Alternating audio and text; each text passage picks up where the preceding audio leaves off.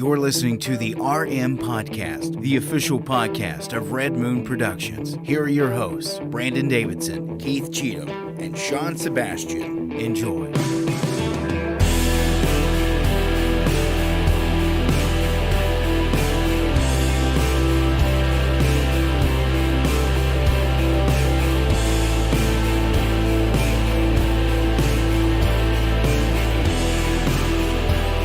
Welcome to yet again another live episode right here on all your favorite social media accounts, whether it's YouTube, Facebook, Rumble.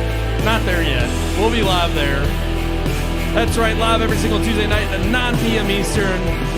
The Red Moon Podcast. I am one of your hosts, Brandon Davidson, alongside our normal new host, Sean Sebastian, and Kevin Narwhal. Kevin Narwhal. He's a gnarly man because he's a narwhal.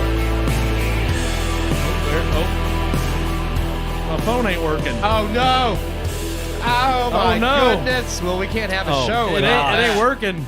Did you? I'm on LTE, that's why. There we go. I didn't go back to Wi-Fi. Now we have light. It was taking a while for me to switch. See, without Brandon's phone, we don't have light. I'm blaming this on my neighbor, Brian, because Brian sent us a video, and I couldn't play it because it was connecting to my Wi-Fi, and I was over there, so I turned the Wi-Fi off, and it's all because Brian just wanted to share a humorous video with us. And it was a good one. Thanks for doing something nice, Brian. Gosh. I'm not going to lie. I will say it was a funny video. It was a dog literally pooping on a tree. Yeah. And it was pretty incredible. Yeah. It's a sight to behold. Yeah. I wondered if it was trained that way or if the dog just came up with it on its own. Yeah, it was pretty amazing. Here's a tree. We'll put my butt on it and leave my mark. He did his business, and it was a job well done. Also, I want to give a special shout out to a friend that's been watching from time to time, and I told her I would give her a shout out on the show. Catherine Turner, thank you so much for tuning in. If you are right now, or even if you're watching on a rerun, I appreciate it. We appreciate the love here on the Red Moon Podcast. Yes. Anybody, like, share, subscribe, as always. Appreciate all the love and comments. Like, share, subscribe. I mean, the thing is, we actually had a comment last week, and I want to address this off the top because we're still looking into it. I swear, I don't know what is going on in YouTube land, and maybe I just haven't dug down the YouTube rabbit hole deep enough, but I have looked in all the different ways to make sure comments are allowed on our videos, whether it be on the live stream, whether it be on our reviews that are posted right after it's about 15 minutes into the show, like those go live because they're already uploaded. And it's like, I don't know what it is, but YouTube is the only platform where we have subscribers now continually getting new subscriptions every month, which is great. We love the growth. It's awesome. But they want to engage with us, and then they can't because they go to our video, they watch it, and they're like, why do you have comments turned off? I have looked on every video. I think it has something to do with the way it's rated for children, if you rate it for kids, kid-friendly or not. Yeah, we did have somebody last week that had some questions about that. Yeah, and I'm like... you can comment on our live show. Right. No problem. But then, and here's my problem... it's going on, though. Yeah. But here's my problem with even the live streaming comment, and this is something with not YouTube, but Restream, a service we use to simulcast it out to all the platforms, which we're hoping to put on Rumble eventually when I upgrade to that next tier. But I'm a little bit skeptical of upgrading to another tier, which is going to cost me a little bit more money. And the fact that when we have people who comment live and we have a seamless thread that Restream offers for us to respond directly, regardless of what service they comment from, it does not post after the live show ends. Yeah. They disappear. So then we get comment threads during our live shows that we'll respond to sometimes live, and sometimes we miss them and we want to go back and respond after the fact. Follow up, and we can't follow up because they disappear. So I'm like, I need to reach out to Restream. I need to reach out to YouTube, try to get some guidance here. Because, all of our reviews I label as kid-friendly because they are. There's no bad content in them. And I don't know if maybe doing that because they stipulate you have to select one or the other. I think the only review that we have that's probably not kid-friendly is the one that Tyrese gives. That's probably true. And Yeah. I actually think I did label that as not. That one. Yeah. Tyrese is explicit. Yeah. I don't usually use language, but Tyrese does. So. Yeah. But, Tyrese and we, does. he's on a Foul different language, plane. I should say. We all use language, I hope. Yeah, we just speak Everyone gibberish. but the president. I couldn't help it. No, it's too true. Nobody knows Bidenese. Not even him. It's like Bidenese and Pentecostal. That's the two that you got to have an interpreter. It's like, is he possessed? We don't know. He's not speaking in tongues. We don't know what he's speaking He's in. speaking in dementia. But no, that is very much that's He's the case. three-dimensional. But no, we have a great show planned for everybody. We've got our next major review, another big one on the block, Mission Impossible: Dead Reckoning Part 1. Saw it just before our lake trip began and kicked off last week. Mm-hmm. So happy about that. It was a nice, it was interesting, relaxing weekend. Enjoyable. Back to the daily grind of work every week and every day, and I was not ready, guys. I just wanted one more week. I don't think anybody was ready. I feel like that's always the case. Like, it's relaxing enough. Like, I literally almost always want to do a trip on a vacation and then come back and then have a week to unwind and just sweet. have no, just nothing to do, nothing planned. No, I agree with it because people will be like, "Oh, you've been on vacation. You come back feeling relaxed and refreshed." It's like, no, not really. No, you're just I'm tired. And I just got back last night. No, I'm not relaxed. It's like I'm and tired. I can't speak to this personally, but it's like, Sean, I know with kids, I'm like, if you take a vacation where you take kids along, you don't have any time to relax at all. You're more worried about did they have fun? It's very or stressful. Are they doing everything? Or we just want to survive and It's get fun. home? It's fun. It's just stressful. Yeah. I mean, being a parent is stressful. That's Right. just It comes with the territory. That's right. Like the only vacations I've had where I'm fully feel rejuvenated afterwards are like stay vacations where you just stay home and don't do nothing. That's true. Yeah. It's like a staycation is like, It honestly, I did it one year when I actually landed an extra week of vacation, and I did it at it was in March or April, was somewhere in that time, and it was the perfect time because it was just when the weather wasn't still freaking frigid and cold. Go out and enjoy it, but it was also I could stay home. Not a lot was going on because the new year had just started, so people weren't planning stuff already. It wasn't in the hustle and bustle, and I think I'm gonna do it again next year. I think a staycation is a good you set aside time to relax and just do that. Yeah. But no, we got a great show. Of course, our biggest headline of the night we're going to get into. We talked about it a little bit last week about us following up on it. Sure enough, as soon as we get out of the show, we go on vacation. SAG-AFTRA decides to strike. It happened. It's done. 1960s was the last time the WGA and the SAG struck. Now there's another one. We'll talk about that and dive into headlines. Dive in. But of course, we've got a great show planned, and we always kick it off with our movie review. So let's start out with the big one on the block this week. We got two big ones coming up too next. Oh man, we got a lot coming. Oppenheimer and Barbie, or Barbenheimer. Barbenheimer. As the weekend's been named now. Yep. That's big. We're gonna do Oppenheimer first, guys. Spoilers. That's fine. Oppenheimer's coming first, then Barbie. Hey, Nolan said, I didn't know we were doing Barbie. Yeah, I thought we said we weren't going to. It depends. I think it depends on the content. Okay. And how forced it is. We'll see. Yeah. We'll see what see what it's going to be. All right. Yeah, some reviews that come out early. We'll give a sneak peek as to what's in it. Alrighty, guys. Yeah, let's move on to our review. Here is our review of Mission Impossible: Dead Reckoning Part 1.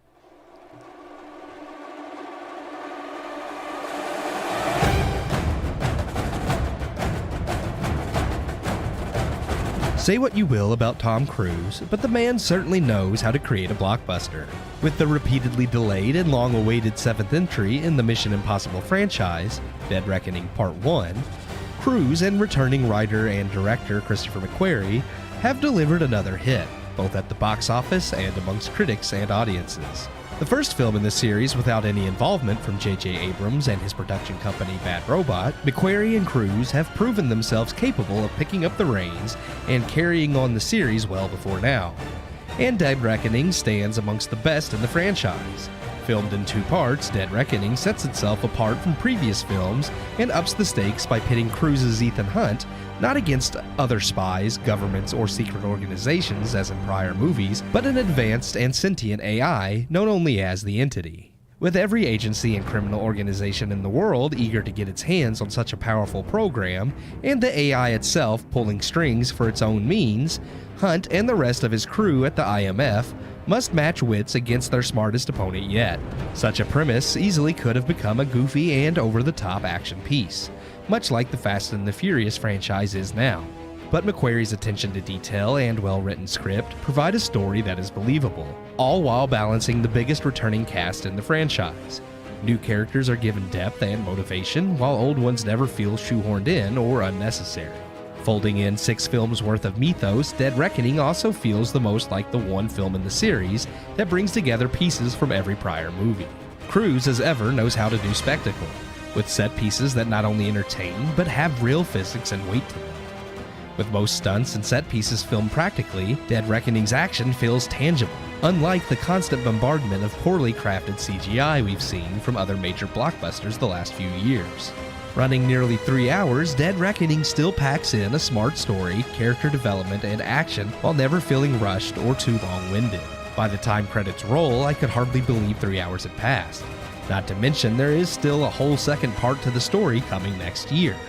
It's a credit to just how finely crafted the film is that even just this first half of the tale is a blast from start to finish. While some moments might be a bit predictable 7 films in, and a very, very few clunkers in dialogue do exist, overall there's little to complain about with the latest outing. And knowing the time and care put into the series so far, I have no reason to doubt what Cruise and McQuarrie will deliver in Part 2. I give Mission Impossible Dead Reckoning Part 1 3.5 out of 4 stars. Wow. Ooh. Wow. And a half out of 4 stars. 1, 2, 3.5. That's it. 3.5. Tres. This is our second week in a row we have a 3.5 out of 4 star movie. I agree with this one. Sound of Freedom was 3.5 by you as well, Keith. And also this one, and I agree. I agree with this one.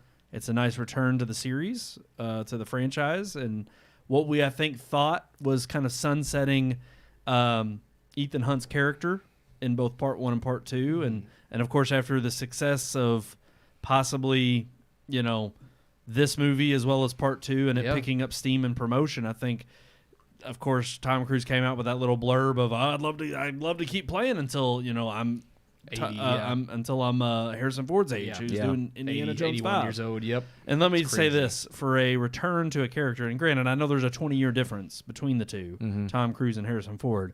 Tom Cruise looks a lot better performing his own stunts in this movie than Harrison Ford in Indy 5. That's true. I think at 80 years old, Tom Cruise probably would still look better just because he does stay in shape. He does still do all his own stunts. I mean, and that's not a knock against Harrison Ford. I mean, people age differently, and Harrison Ford's never been into the same type of shtick as Tom Cruise. But yeah, I think Tom Cruise would probably still be more believable in the future if he does continue. Right. But for me, this is definitely, I don't want to say it is my favorite. I'd have to revisit a few.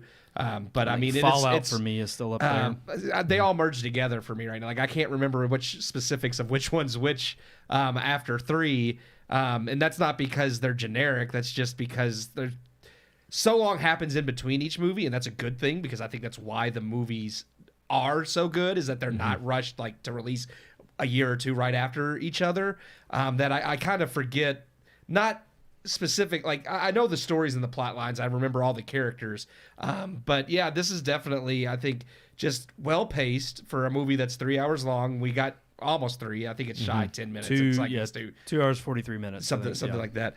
But there was never a moment where I was bored. By the time the credits rolled, I didn't even realize we had sat in the theater that long. No, it didn't feel like that at all. They do bring back characters, like they bring back what's his name, Kindrich from the very first film, and I appreciate that we still have continuity. That it's not like, that's one of the things that bugs me to no end about the Fast and the Furious franchise. It's not just how goofy the plots become, but they can't even keep the same actors and what happened in what happened in the first 2 movies of Fast and the Furious really has no relevancy to the plot as it is now. Right. Especially with this, which is supposed to be the finale for Fast and the Furious, and they still, while they have homages to things in the past, they still don't really, none of the plot really correlates to where they started, and that bugs me because it's like, that's something you want when you're finishing a series off. Now, granted, we don't know that this is the end. A lot of people assumed this was going to be the end, and now it seems like it's not. But whether it is or isn't, I appreciate the fact that there is a cohesiveness. If you start with Mission Impossible 1 all the way to Dead Reckoning, while you don't have to know each story because the central plot of each one doesn't really follow all the characters, and what they went through does. Right. And that's still referenced. You know, Rebecca Ferguson's character in this movie, everything that she went through in the past, there's a reason why they have such a good moment with her character in this movie. Yeah. And the same thing with even having Ving Rhames, who's been around since the first one. Simon Pegg, who started in the third one. It's nice to see these people continue, but not just continue, to still have depth. Because while Ving Rhames is a very smaller part of this movie, he still feels integral. Simon Pegg they still have these emotional plot lines about how they became with the IMF, which ties into Haley Atwell's character. That while it's not a huge chunk, it still plays into the overall themes of this movie. Oh, absolutely. And that's just the attention to detail in these movies is why I love them so much. On top of the fact, like I mentioned in the review, the fact that the stunts are tangible and doesn't seem like these weird blobs of CGI that Marvel now has, where there doesn't seem like any real physics. I was going to say, it goes to show you that not only practical effects and how well they stand out on film, but how much more reliable they are in terms of longevity for years down the road and standing the test of time, but also in terms of you not needing the huge planet crashing into another planet from a superhero movie to actually show something really cool in spectacle. I mean, that's why I am really excited about seeing Oppenheimer, knowing it's 100% practical effects, right? And there's no CGI in it. To me, that sells it more because it's like what I'm seeing is real. Same with this, when you're seeing a train fall off a cliff, and it's like, no, that was a real legitimate train that they used and flung it off the side of a cliff. Same with him jumping. I mean, everybody's seen the promo now at this point of him jumping off the cliff and that being real. It's like there's just so many things about why you still enjoy not only Tom Cruise and what he's been able to parse out and separate his personal life, because even for the years that he was getting bombarded with the Scientology stuff and even putting it out there, and he had, the ridiculous persona of going out there, he still has always kept it very personal behind the scenes and ultimately been very generous to those out in public. And he knows he's a movie star. He keeps his private life private, doesn't put it out there and put it on blast. He mostly just promotes the films he's a part of, and he simply comes out and thanks the fans for coming to the theater. And look at what happens. You have the best franchise opening for a Mission Impossible film, and of course this piggybacking off of his huge successful run last year with Top Gun Maverick returning to the big screen. It's also, when have you not seen Tom Cruise give a performance?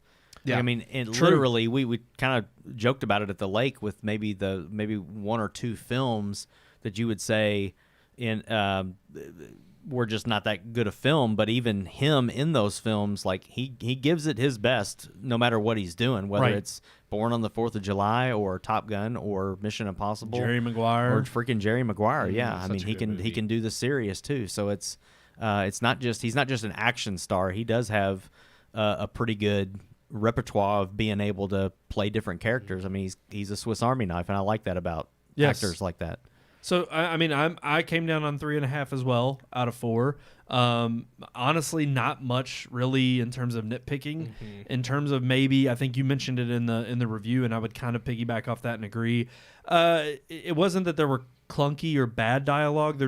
There were certain dialogue moments that didn't flow considerably well, and it wasn't because of poor writing. I just Ethan. That was the one part. That was the only one that was like, ooh, that was a little campy. Ethan is not necessarily a great name to scream. Yes, that just doesn't sound serious. God. But no, I honestly thought most of the dialogue was fine. I'm looking forward to rewatching it simply because I think there was a part of me that was on the edge of my seat in terms of not knowing what direction it was going to take. We're highly critical on this show about woke movies, and there's no shortage of them today. And of course, with major franchises, especially the ones Disney pushes, a lot of them turn woke, and they go woke sake for the sake of, or they sacrifice creative freedom and actually a good story and good content.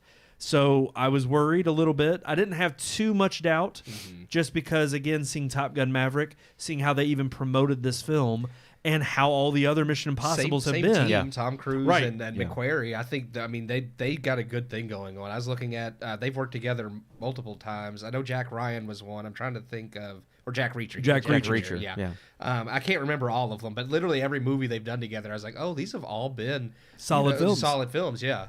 And so I will say, I'm intrigued to see what part 2 is. I like the fact that this one is not like Across the Spider-Verse, where even though it was billed as a part 1 and then they kind of hid it and shuffled it under the rug for, promotional sake, but when you get to the end, it's a little jarring of like, this movie doesn't end conclusively. Yeah. I like that this one has a conclusive end of telling its no chapter. Yeah. And then it also leads you into, but there's still more to this story. And like you said, Keith, the timing goes by without, there's not a moment in this film where I felt like they stayed too long on any one set piece. They stayed too long on any one plot element or narrative structure, telling. And so I'm like, I honestly, there's very minimal that I have to nitpick about this film. I thought it was great. Yeah, I agree. I mean, literally, if I could think of a nitpick, there was the scene with the yellow Fiat. I felt like there were moments of that car chase where they, especially when they get in that car for the first time and he's fumbling around trying to figure out how to work it and all that kind of stuff. I felt like that went on a little bit, just a hair too long. It's like, we get it, it's funny. And then there was a moment where the car is like, he's peeling out and doing donuts, and he just does like 6 donuts, and it's like, I think 2 of them would have got a point across. True, but I did love that moment. Yeah, I mean, it's not something that you watch and you're just like, that just didn't sit well with me. Yeah. Of course, it's awesome, but it that could have went a little bit quicker and maybe maybe gave some time for some other elements to that car chase. But the freaking car going down the stairs, I thought was insane. Because that's real. Like that was awesome. I thought it was funny that I wish I would have seen this, or this had come out before Fast 10. There's a very similar, almost exact. And the fact that they both take place, they have chases in Rome. Yeah. But this one so much better does Fast 10. I saw a lot of people comparing the train scene with Uncharted 2. Yep. And in a scene from that game, and I thought to myself, like, while Uncharted 2 is an amazing game, and playing through that scene is a different experience altogether. Agreed. Seeing it, though, whether it's whatever similarities there are, that was awesome. No, I agree. That's actually what Sony could have taken a page out of Mission Impossible's book when they made their Uncharted movie, because that scene was more like Uncharted than the Uncharted that was movie what was so disappointing. True. Is I'm sitting here and I'm like, oh, this is straight up from the game, and it's like whether they played it or not, or even got the idea from it, it's like they did a better job demonstrating it on film. Whereas, like you said, when you're playing the game, and you see it firsthand from that perspective, almost 10, but again, more than 10 like, years what ago. Is it? It's Uncharted 3 where they're jumping from Out of box the to box plane. out of the plane, Yep. and when that was executed in the film. The Uncharted movie, it was terrible. It was. And it's like, wow. It wasn't as thrilling as when you're playing it in the game. Right. And granted, this is like, I think, the third Mission Impossible movie to have them fighting on top of a train. But even that scene reminded me of the beginning of the new Indiana Jones. And I thought this was better because there's a scene where they go into a tunnel just like in Indiana Jones. And you see, like, in Indiana Jones where they're kind of using that to fight. And the same thing happens with this. And it was much more believable because nobody's getting smacked off by something and coming back later like, oh, that wasn't nothing going... Well, and it's kind of hour. funny because I really do think that this is going to be one of those movies that more people go and see. I mean, it's already proven by box office numbers. But it's interesting because I think down the road, most people are going to maybe remember Fast 10 or Indiana Jones coming out around the same time, but they won't know in what order. And if they ever watch those movies then, they're going to be like, oh, they ripped this off of Mission Impossible. And it's just kind of funny because they think back in the day of like, whether it was Dante's Peak and like Volcano releasing at the same time, or Armageddon and Deep Impact. Exactly. Like, these movies with similar themes. It's like a lot of these set pieces are very similar to either past films or even like the fact that they are set in the same city, like Rome. And yet it's funny. Well done. They are well done. But my point is it's like, it is kind of funny to see a string of movies come out at the same time with the same kind of set pieces. And you're just like, is somebody like talking to one another on these movies? Are they all planning the same thing? It's honestly because Hollywood is just so unoriginal now. I think that they don't know. I mean, really, it's just. May be. I mean, and that's like the only other. Barely even a nitpick because I don't really think it was much of a problem, but there were some certain action set pieces that I felt were predictable, but not in a way that I was disappointed. Like I wanted, like I'd be like, oh, he's about to do this, and it would happen, but I wanted it to happen because like it was done so well and it was really cool and it was the most logical thing to happen. That I'm glad that they didn't try to like pull a Ryan Johnson. It's like you think this is going to happen, but really he's just going to glide in from up here and make no sense and do it this way because it's like it's not subverting expectations when you do something so stupid that nobody could guess it because it's impossible. Yeah, if anything, I think one of the biggest action scenes in the film, which is the with the parachute, I think having seen that 1,000 times on Twitter already, when you go to the movie and see it, I do feel like that was one of them things where it's like he's on the motorcycle, he's in the mountains, I know what's coming, and I already have seen it, so I know what it looks like. So it wasn't as much of a like a breathtaking moment that I wish it could have been by maybe if I would not have seen it blasted on everything on all social media. Like so I understood the reason for promoting the film in that way. Keep and some of your cards close to the chest, well, right? man. Exactly. And honestly, that's kind of why I'm happy with even Oppenheimer, because so far the trailer, Nolan's very good about pinpointing like certain scenes that he wants to show that tell very generic, trailer stories to get you hyped. Yeah. But still holds so much back that it's still you when you go to see the film, there's something that surprises you. Yeah. And I'm not saying that they did that poorly with this. I mean, part of, I think, getting people to get butts in the seats, and sometimes it's done well, and sometimes it doesn't matter how much money you spend. People aren't going to show up. Yeah. I think take Indiana Jones 5, for instance. Yeah. But with this one, people saw that. They saw the practical effects. And I think the only negative is that it's not that it's bad or that they don't do it justice. It's just you're almost expecting to see something on the same scale in another aspect of the film or in another part of the film, so that you can just be like, oh, there was still something worthwhile to come see. And there is for the entirety of the film. There still is a movie worth watching. But I can agree. It's like if you've seen the trailers, you've seen teasers, if you've seen clips online, they've been promoting that part like crazy as to Tom Cruise is still crazy and he's at it and he's doing all of his own stunts and this is the next big one. Yeah. And that's part of how they sold the previous ones, whether he was in the Burj Khalifa and Rogue Nation, or whether it was he did the second movie is the most terrible Mission Impossible movie, but he did the mountain climbing. Yes. That was all real. Yeah. And I'm like, that's crazy. Yes. Yeah. I mean, physically, the guy's top notch in that movie, but and he's dedicated. That movie, that was John Woo one. That was terrible. When you see, that was the only bad one. Yeah, it's the only bad one. But that's the thing. When you see that dedication from him, that's what they're using to sell the movie. Of no, we're not. This isn't just strings and blue screen. And I think that is part and parcel why you are so riveted when you watch it and you're like, oh wow, this is actually happening. It's a movie and it's set up, but it's like it's still amazing for them to pull it off practically. So yeah, no doubt, 3.5 out of 4 stars for Mission Impossible: Dead Reckoning Part 1. Looking forward to Part 2. The story we're about to go into, there's no chance of Part 2 getting delayed because it's done, right? Excuse me. I think they filmed them simultaneously. I'm pretty sure they did, because I guess that one's the only safe movie in Hollywood. Alrighty, guys, let's move into the big headlines for this week because we got a lot to cover. So I would say they would have had to roll that open. Yeah.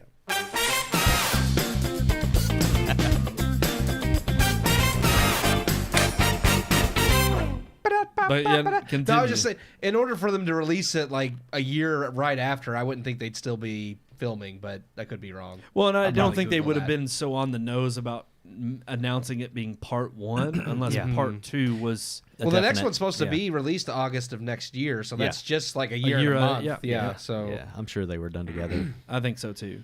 But yeah, let's talk about the big news on the block. SAG strikes. It begins. So we've now got the WGA and the SAG striking, or as Team America would put it, the Film Actors Guild striking. But no, I mean, it's so confusing because, as you could tell by the title of this episode, is Hollywood dead? Obviously, I'm being a little cynical, but also I'm being partly, I'm almost kind of insinuating that maybe the old Hollywood is dead, and we're going to talk about that a little bit. Yeah. But let's at least get down, I guess, the nitty-gritty of what the strike is about, why it came to be, because they technically had voted way back in June to authorize a strike. Mm-hmm. June 30th deadline came. They extended the deadline to July 12th. They got to July 12th, and that was last Wednesday. They did not come to an agreement, so SAG decided to strike. And, of course, this is in opposition to... Hold on, let me pull up the actual name. I always screw up the name of the producers. The Alliance of Motion Picture and Television Producers. That's it. That's it. That's the one. So, basically, they are the ones that are willing and dealing for all of the studios, for the streaming services and platforms, for the big execs, for all the big studios. So they are the ones that are presenting the deals and the contracts to these other unions, whether it be IATSE for the behind-the-scenes workers, SAG-AFTRA for the actors, the DGA, Directors Guild, the WGA, the Writers Guild. So all of these different unions in Hollywood that have basically co-opted to join together to produce movies with the major players that are footing the big bills for producing all these Hollywood big budget blockbusters, and now putting them out there. And it's like they're saying, all right, nope, we're not taking the deal. They do this every 3 years, and every 3 years it's almost in conjunction and in line with the WGA's contract ends. Shortly after that, about a month later, the SAG contract ends. In between there is the Directors Guild contract that ends. So basically, it's a domino effect of all of these. It's set up to where all of these contracts end simply so that you can almost pressure the players at the table, the executive table at the top, to your demands. So what are the demands that are being asked of from SAG-AFTRA? Do we have any of that info, guys? Do y'all know any of that? I'd have to pull it up in the. I shared earlier the article that goes over what they've been offered already and rejected, which I think is just astounding. But well, go ahead, because that actually it's from the Post Millennial. Yeah, and they talk about just before the strike was initiated, they did come to the offer up a suggested package. Yeah, and I will say what the suggestion does cover all of the main points at what the SAG-AFTRA was arguing for. Mainly, it's money and AI, like the Writers Guild, correct? I mean. Well, I was gonna say, let's Sean. Do you have that info? It just says that the AMPTP, what was it again? Alliance of Major Motion Pictures, blah blah blah blah. So they represent the film companies like Disney and Warner Brothers and Netflix and all that, and they offered over $1 billion in wage increases, pensions, health contributions, residual increases, and including up to 3-year term contracts of protecting their jobs against AI or from AI taking their jobs.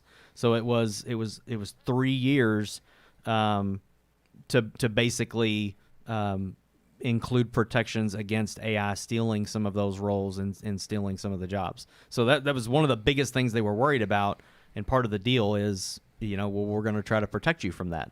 I don't know how. It doesn't go into detail of what those protections include, but it does say that the AMPTP are claiming that the SAG-AFTRA that they're disingenuous because they're asking for these things, and we're giving you these things that you're asking for and then some, and you're still striking. So it's kind of like, well, what is it that you really want? I do know streaming plays a part. Actors want to see some type of revenue from things that go to streaming. I'll use an article I read today was from Mandy Moore, who said that for This Is Us, I think she was in for NBC. She said that she received a penny of residuals from streaming off of her work on that, and I do know.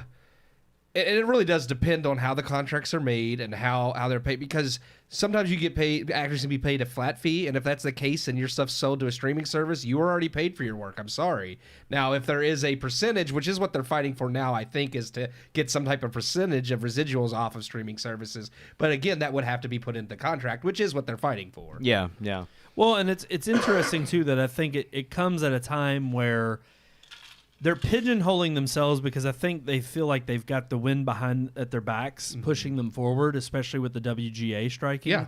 Where I feel like the Writers Guild actually has a little bit more teeth in terms of being kind of the, treated like the misfits at the table, even though they're the ones who provide the material that really the rest of the production is based on, even the roles that are in the movie, and creates the characters that these actors play as. But it's funny that they are picking a time where, yes, they may have, and this kind of goes into play with what I wanted to bring up about, is this the end of Old Hollywood?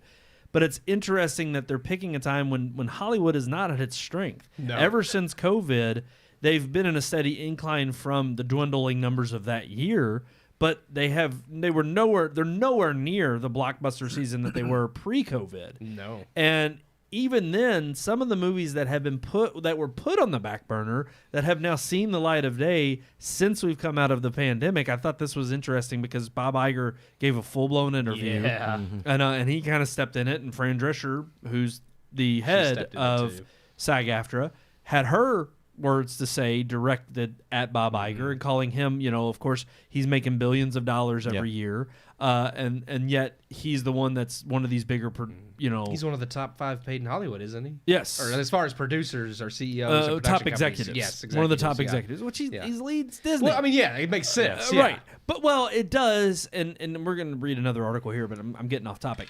So what's interesting, though, is you're having a year where Hollywood is not doing particularly well. Mm-hmm. A lot of these major big budget films are flopping. And they're not making up what they were projected to make, and they're from major studios. So yet, in the one instance, you can argue for better residual pay when it goes to a streaming service. That's fine. AI restrictions. That's fine. But when it comes to even your below-the-line actors, or the ones who are not the A-listers who are making their money, and of course, they're the ones that have the loudest drum to beat because they have the big platforms, and there's reasons why they make the big bucks, because they've got that claim to fame. However, when they're out there fighting for the little guy, quote-unquote, they're not the first ones to give up their paychecks. And last I checked, when a movie tanks, you might have been paid for your role, or even if you went with percentages for the role in that movie and you may not receive a huge return because it did flop, you still are guaranteed a certain percentage of the funds coming back on that film after a certain amount. Whereas guess who takes the loss when a movie flops? Oh, the company does, the executives. And you may say, well, they're still making their big salaries even when they do make bad decisions. It's like, no, they also have their butt on the line when the shareholders come. Exactly. Bob Chapek didn't see it coming. And even Bob Iger, even though his contract has now been extended through 2026, I know. There's no guarantee that he's riding Disney's course into the future of a bright sunset. And it's like, or it may be a very bright sunset. It may flicker and burn out. But I think it's very interesting that they believe they have the leverage here, particularly at a time when Hollywood itself and the big blockbuster, big studio, budget busting, huge movie landscapes, they're not making their money. Yeah. They're not making back what they're putting into them. First of all, I think it's hilarious that not that long ago, and I forget the guy's name, he was a former studio executive producer, that when we talked about it just a couple of weeks ago, they had said, well, what happens if the actors strike? He said, oh, nothing. It won't be a big deal for Hollywood because the writers are already striking. And now that it's actually happening, everyone's in panic mode because they realize, well, crap, the longer it goes on, this could have devastating effects for Hollywood. And like you said, I mean, you have both sides, because I agree with you. Yes, as an actor, like I stated, if you get paid a flat fee, you got paid no matter what, because that was your fee, unless you have a percentage of the gross like Robert Downey Jr. did with Marvel. You got paid for your fee, you go home. Now, if a movie completely flops and loses money, the actor's not the one that got hurt on that deal. It's everyone else involved with the production and the studio that did. So it is... the people that are getting hurt, in my opinion, would be your background actors and stand-ins, the people that nobody knows about, the writers that nobody knows about. And they're definitely getting hit now because they're not working on because anything. they have nothing. Yeah. And they don't have the money to fall back on like the A-listers. And it's easy for the A-listers to say, "Oh, well, we're doing this for the little guy," but they have the money and the power, the means to wait it out. Yeah. And granted, that's also to say they have earned that right too. You don't become an A-lister, and I mean, there's a reason that when you make it big, you do get paid more big bucks, whether you're a writer or an actor. So I'm not going to fault them for that either. You work to where you get to. But yeah, it's the longer it goes on and there's nothing to, and I think this goes into, one of the other headlines a little bit. So until you're ready to move on, I want to get too into it. But as far as like Hollywood imploding on itself, let's talk about it. Yeah, I mean, if they have nothing to produce, nothing to send out, that's fine for now, where everything's already pretty much already in post production for the fall, so they can kind of we're safe for a little bit, about 6 months. But then what happens when you have no new shows coming out next year, no new movies coming out next year? Well, that's what I was going to say. I want to bring up the Daily Wire article because I thought it's pretty good from a former top exec. Yeah. But and that's the one I was referencing. Yeah. Right. But specifically, he says the writer's strike has been going on for months, but now the SAG-AFTRA joined, and the entertainment industry is effectively shut down until an agreement can be reached. Barry Diller, chairman and senior executive of IAC, or IAC, and Expedia Group, and former CEO of Paramount Pictures, says that the industry executives and top-earning A-list stars should take massive pay cuts in an effort to reach a long-term agreement. There's no trust, Diller said during an interview that aired Sunday on CBS's Face the Nation. You have actors. You have the actors union saying, "How dare these 10 people who run these companies earn all this money and won't pay us?" While if you look at the other end of this, or the other side, the top 10 actors get paid more than the top 10 executives. Mm-hmm. I'm not saying either is right. Actually, everybody's probably overpaid at the top end. The one idea I had is to say that in a good faith effort, both the executives and the most paid actors should take a 25% cut to try to narrow the difference between those who get highly paid and those that don't. Diller said that also would be devastating effects if an agreement isn't reached by September 1st. Now that the actors have joined the strike, TV and movie productions are completely shut down. Now, there are a few outliers, truly independent productions. Sean, you had sent an article about The Chosen. Got an exemption from any SAG-AFTRA members working in that production because the AMPTP,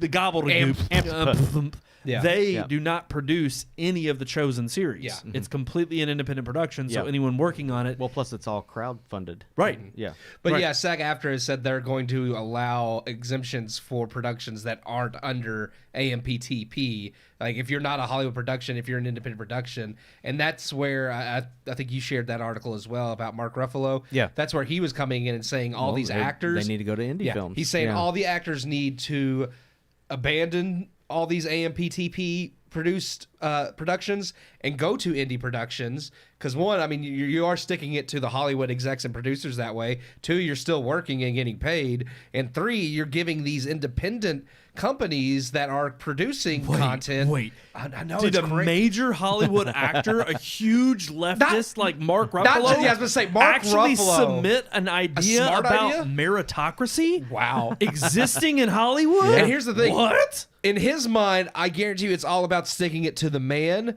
He's not even considering the other aspects that you're mentioning. No. But I do agree with him on the aspects you're mentioning, not so much about sticking it to the man. He talks about creating competition. Yes. And I'm like, well, what is you mean a free market enterprise? What the hell are we going on about? Sorry, I just... No, but it is. It's a perfect example. And this is where... When it hurts them, then they start... Yes. Yeah, when you realize that, maybe... having competition's a good thing because it gives you options. Yeah. Well, and I think it's funny because this is the overarching point of is Hollywood dead? Is the Hollywood model, the studio model that has been existent for 100 years, since the early days when you had Paramount and Universal and all these major studios coming together to form? The bigger question is this a pivotal turning point for where, because we've seen that again. I hope so. This may not have happened since the 1960s, the WGA and the SAG, coming together to strike at the same time. Yeah. But is this such a turning point where, because there is so much of a threat outside of just traditional Hollywood model, which was big studios supply movies to the theaters, theaters present the movie for the first time to the masses come see it. Hey, now, because the reason this was a huge issue back in the 60s was because they wanted residuals for television and streaming purposes back then, which would have been VHS or home releases, or when that came down the road in the 80s. So it's like, I think it's interesting to see where we're at. I don't know if this obviously is not going to go away overnight, but are we at a point where even if the September 1st deadline is not reached, and now there's talks of, I do want to quote one thing he says at the end of this article, because I'm not sure exactly if I agree with him. This is going back to the Daily Wire article from Diller. He says, what will happen is, in fact, if it doesn't get settled until Christmas or so, then next year there's not going to be many programs for anybody to watch. So you're going to see subscriptions get pulled, which is going to reduce the revenue of all these movie companies, television companies, and the result of which is that there will be no programs. And as just that time the strike is settled, then you want to get back up. There won't be enough money. So this actually will have devastating effects if it is not settled soon. I get what he's saying there in the back end. If things aren't settled soon, there's going to be such a loss of money. But here's the thing. You're talking about an industry that is already bleeding money from producing terrible content as it is and not getting butts in seats. So if anything, I think when you're talking about subscriptions getting pulled, whether he's talking about in the sense that, these major production studios are now going to pull their content from like third-party streaming services, maybe go to their own, whether it's Paramount with Paramount Plus, whether it's Peacock that has NBC and Universal content.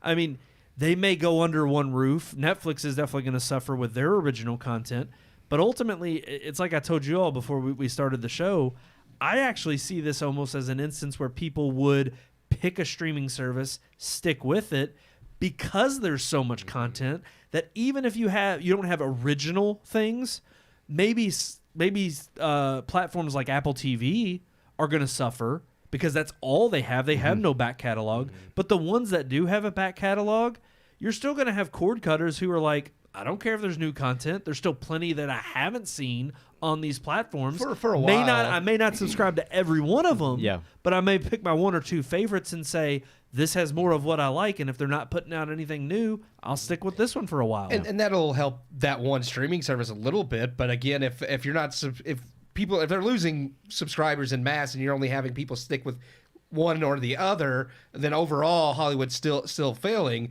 And I think over time you're going to get bored because there's streaming services now that, they have a back catalog, but I've kind of been through it and I don't care anymore about some of I don't ever watch Peacock. I used my parents, but they have some back catalog on there, but there's not a lot Universal really has or NBC really has that I care about that I don't already own. Scrubs and Jurassic Park, and other than that, I'm like, I don't remember. I mean, I'd have to look at what I wonder content. would even happen, and we've kind of hinted on this in the past about the rights that let's say Paramount would have rights to a certain show or whatever, and they would lease that to Netflix or let them put it on their platform for a while. I think if you have something like Paramount Plus where you have the big shows that Taylor Sheridan's putting out, like Yellowstone and all that stuff, if that stuff stops, people are going to quit subscribing to Paramount Plus because there ain't nothing else on there. And I think what they're going to end up having to do is to get their money's worth out of any of their catalog, they're going to have to let Netflix show it again. And you're going to see Paramount releasing Yellowstone on Netflix for people to watch. Or if that's the as I streaming mentioned, service that wins I just out. saw today CBS is going to air Yellowstone this fall on Sunday nights. First time on network television. It gives CBS something to air, so if they don't have new, and that's the thing. But then you're still going to get this repeat of old content, and that's what they're going to show on air, like CBS, ABC. It's like, let's bring back old shows to show while we have to. And same thing with over time. I think people are going to get this would have to be an ongoing problem. Yeah, I don't think people are going to immediately pull their subscriptions. But if it takes over a year to get new content, people are going to get bored. And at that point, like he said, if people have stopped subscribing, stopped giving money, you don't have the money to make new content. Right. But I think that's where it's a little bit nuclear in terms of, because look, if this truly is a dire effect and a ripple effect across the entire industry and changes the paradigm, I mean, if you lose the big studio model, which I'm not saying would be the worst thing in the world, the question still is, once something is destroyed, you still have to replace it with something. Yeah. And of course, that is kind of, to me, what I think is interesting, going back to Mark Ruffalo raising hell about having actual competition. Bravo, sir. You've learned what free market enterprise is. But it's interesting because I still don't think they have enough balls to break chains with, say, a union like the SAG-AFTRA and maybe go independent and create an independent studio. I mean, if you really wanted to, there's plenty of other options on the table, whether it's other independent production houses that are already in motion or a band of all different sorts of writers, directors, actors, members from IATSE forming their own, not union, but company. Yeah, I think that's what'll happen. This is what you need to do instead of being part of this one union that's only represented where we're going to get run over every 3 years or have to come up against these contract deadlines. How about we actually just form our own business and make our own production studio? These outdated forms of existing in the film world are archaic, they're old, and we need to create a new form of studio structure. Look, I mean, it's been no secret that for the last honestly, the last 2 decades, movies have been moving out of California because it's too expensive to produce. Yeah. You have a lot of studios popping up in Georgia, in Florida, over here on the East Coast, in other states. They're filming on location because it's far cheaper. There's incentive structures now set up by state governments to offer up film incentives.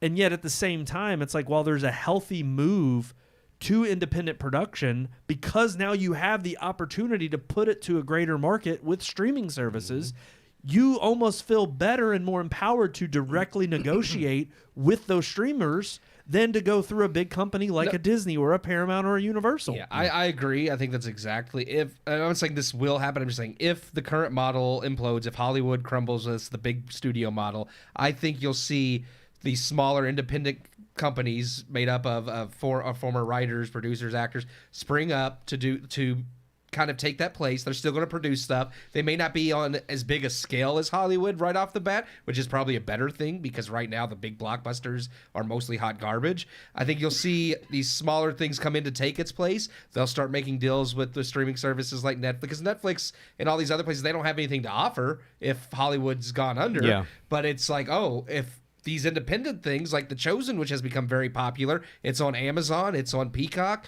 I think there's another one that they're talking about getting onto streaming wise, and it's like, okay, yeah, and if people are actually watching that, and they are, because it continues to do well, it continues to get funded. Well, people give money to it. Yeah, just like people were giving money for people to go see the Sound of Freedom. Yeah. It's like, I mean, that's an amazing feat. Who gives money? Who donates money for you to go see a movie, a regular movie, which is doing phenomenal at the box office right now. And it's one of those things where, I think you're not going to, this doesn't mean if Hollywood goes under as we know it, it's not the death of movie and television and in the entertainment. It's a rebirth. Industry. Yes. I think you're going to see something else rise from the ashes that is hopefully better, because at this point, Hollywood's just, they're not cutting it anymore. And their heads are stuck up their own butts so far up that they can't but I think that's twofold. I think that's twofold, because I think you have that problem existent within the studios, but also as well as within these unions. Oh yeah, no. Whereas it's not just the production companies. And I don't mean necessarily like the DGA came to an agreement. The WGA, I think, is fighting for a little bit more because they just haven't ever been respected. And it almost takes a decade for them to finally be like, all right, guys, come on. Like, the reason why this whole strike happened for them on their side of things is because streaming has blown up. It's completely changed the game, and basically they're having to write so much content that there's just no rhyme or reason for the pittance that they're getting paid for. And basically they're now finally saying, okay, no, the time has come, our dues are owed, like we're ready to receive our compensation, we've put up with this crap for long enough. And you could have SAG saying, well, we're in the same boat, and it's like, no, there's still an upper tier and a lower tier of actors here. And I'm sorry, but I think you still have the upper tier of actors, minus your Mark Ruffalo, who may throw out this idea. It's like, how many A-listers are really going to abandon the studio model that has not only given them the fame and the the finances and the luxury that they have come to know and expect. But it's like, how many are going to abandon that model that has propped them up, that has given them the success that they've wanted and earned? Because I'm not saying they don't deserve to a certain degree. There's still a lot of hard work that has went into getting them on the platform they've been given. I think Tom Cruise has earned the money he makes. Absolutely. I would argue that there's a reason why Tony Stark and Robert Downey Jr. was making all that money for playing that role. Yeah. It's like, no doubt he was the reason why Marvel was as strong and as big as it was. He kicked it off. He had an end cap on it, and there was a huge arc for him as to why he was getting paid over and over. Well, he drew in the viewers. It's like exactly people were going to Marvel movies specifically for that character and that actor, so it makes sense he gets paid because, I'm sorry, Zoe Saldana is not pulling in the same people Robert Downey Jr. is. No, 100%. Brie Larson's not pulling anybody in. So I'm just, and that's not. I mean, same thing. Like Tom Holland, he's a nice kid. He's Spider-Man. Spider-Man, the character pulls people in because people love it. That actor wasn't pulling people to those movies the way Robert Downey Jr. is.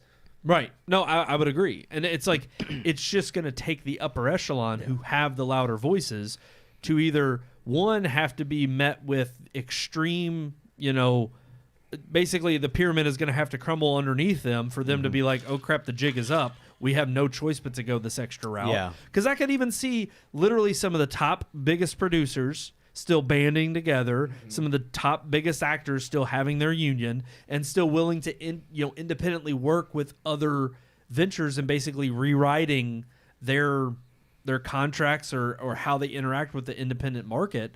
But I still see that they can't change the way they have been engineered to think about this and how they've been represented over the years. Whereas I think you have a huge slew of newcomers to the industry, especially with how increasingly cheaper it is to make high-quality productions.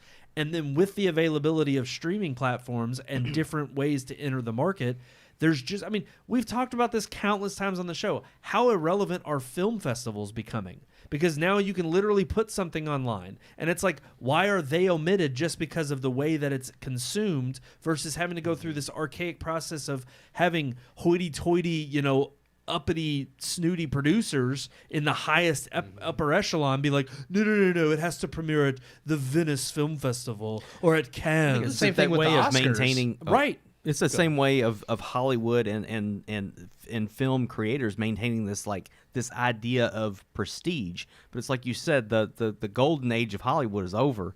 That wearing your tuxedo to the premiere, that's over. Like, those things don't exist anymore. So yes, the old Hollywood is dying, if not already dead. So I think like the film festivals, the pretentious festivals like that you're talking about, I don't see any reason for those to exist anymore just simply because of that. There's so many different ways people can release their content, but it's just a way of them to hold on to this idea of them being hoity-toity or better than I think it's everything what else. the irony of that? I was saying, you know what the irony of that is they did it to themselves. Yes. They were the ones who, you talk about the blow up of social media, you talk about all of these stars who have come out and they said, but it gets me in touch with my fans but it's like, but now you're the product.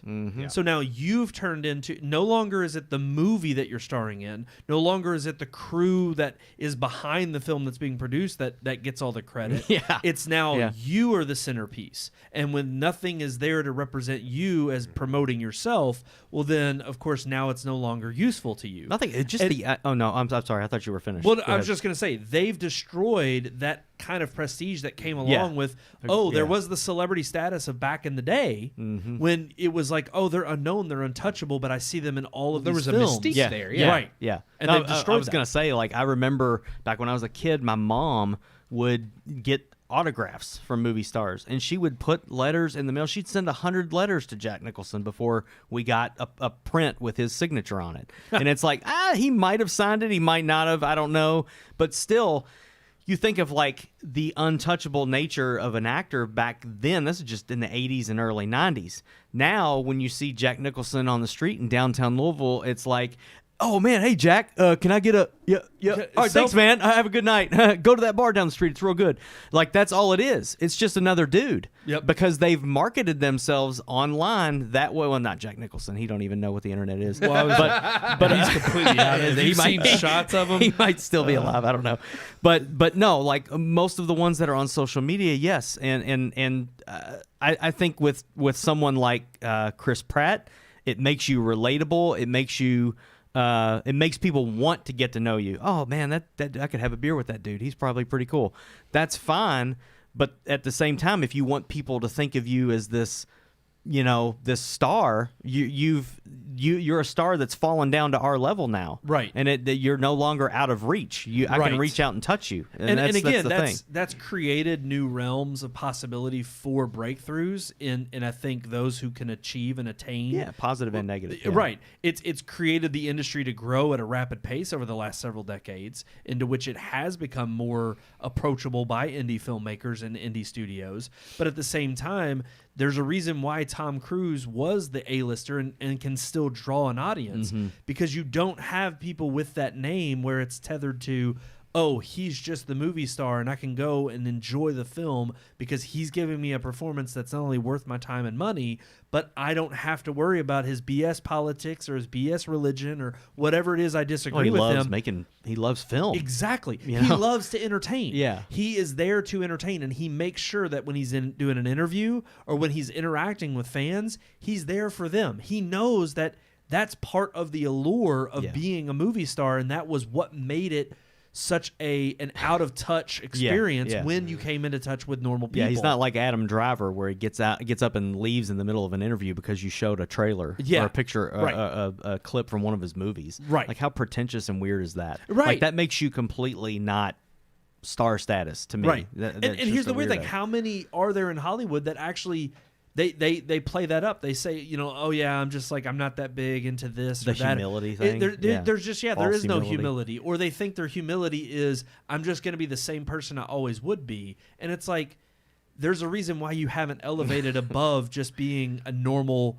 Maybe you're a well-known actor, but there's a reason you had back in the day character actors that were well-known. They, you could pinpoint. I mean, there's tons in old Disney movies I remember that it's like, oh, I see them in all of them. Yeah. But there's reasons why they just had those roles, and they were okay with just being that role. Yeah, Don Knotts. Yeah. I mean, he was okay with being the same guy and everything. Yeah. I mean, that's just an example that comes to mind. I mean, he was the same dude in Mayberry as he was in Herbie, so the Love Bug. So it's just But it's just interesting because I do think this is a pivotal turning point. Obviously, only months in the coming months will tell what's going to happen. Somehow, I just don't think we're going to get our wish. No, I don't think Hollywood completely. I don't dying. think it's going to implode on itself because the actors don't want that either. Because again, like you said, a lot of these A-list actors, it's one thing for Mark Ruffalo to say, "Well, let's go boost up these independent companies," but many of them, they want their bread and butter. They want to hold on to that elitism and act like they're superior to everybody else, and they can't do that if Hollywood implodes. And that's what I think is so. When you get to the crux of what Mark Ruffalo is bringing up, it's like, yeah, I agree with you. Mm-hmm. The problem is not only do you have to have that backing from all of your cohorts, but also what I think is hilarious is I'm like, tell me the one time that you try to go and do this and it fails, or a independent studio that you created doesn't work out, and you learn real quick, oh, this is what this is the problem with the big execs like not getting paid, is they're the ones putting all the risk on the table, and they're the ones whose bottom lines don't end up, or if they come up short, they don't get the bonus or they don't get paid millions of dollars. Yeah, even in this article, the guy says, he's a former CEO of Paramount Pictures, and I'd like to know, well, when you were the CEO of Paramount Pictures, would you give 25% of your salary? True. Yeah. It's easy to say now, but when you were in that position, and I think that's a lot of this stuff. Same thing with Mark Ruffalo. I don't see him stepping out to do any of these things, these ideas that he's giving. He's not doing anything to bring them to fruition. So it's just there's a lot of kind of put your money where your mouth is. Right. Yeah. I think he wants to act like he's an auteur. Like, I want to make movies that matter, not just be the Hulk. But then when it comes down to it, and he's no longer making money, is he going to still say that? Yeah. Because it's easy for like someone like Nolan, I could be like, yes, he's someone who actually cares about the technique in crafting film. When he talks about stuff like that, I believe him because we know he puts his money where his mouth is. He left Warner Brothers over issues. Okay, but here's the same Universal. thing. But I would hold him to the same standard that I would hold Leo. It's like I know Leo's an exceptional actor, but I don't expect Leo to just go back to doing indie films and take a cheap pay. Because here's the thing. I'm not saying that at all. No, I know. I'm not trying to put words in your mouth. But I'm just saying that Nolan has earned the luxury of being able to be one of the A-list directors, to have the freedom to create the movies he wants, but at the same time, he still has to create an appealing film that attracts people. Yeah. If Tenet would have been the first movie he released well before The Dark Knight, I don't think we'd be seeing much of Nolan right now. I mean, there's a reason why he went the course he did, and he was able to baby step his way into becoming the director that can take all the risks he wants because he's earned that. But those who haven't, same with actors, who haven't earned that respect or that experience to come in and say, I'm going to pick and choose the projects I want, or, this is the cap that I set as to, there's a reason why every year when they come out with the list of the top 20, highest paid actors and actresses, you see big names on there like The Rock one year or Tom Cruise last year. Next year, The Rock is said to be I haven't seen what movie it is, but he's accepted a role that's going to put him at the top paid actor in the world. It wouldn't surprise me. It's probably the second part to Fast and the Furious. It would not surprise me. Yeah, I'm joking. And Vin Diesel's like, for family. You back in. Give me some of that money for family. He's in the after credit scene, so we know he's coming. Oh, he's coming back. We already know he's coming.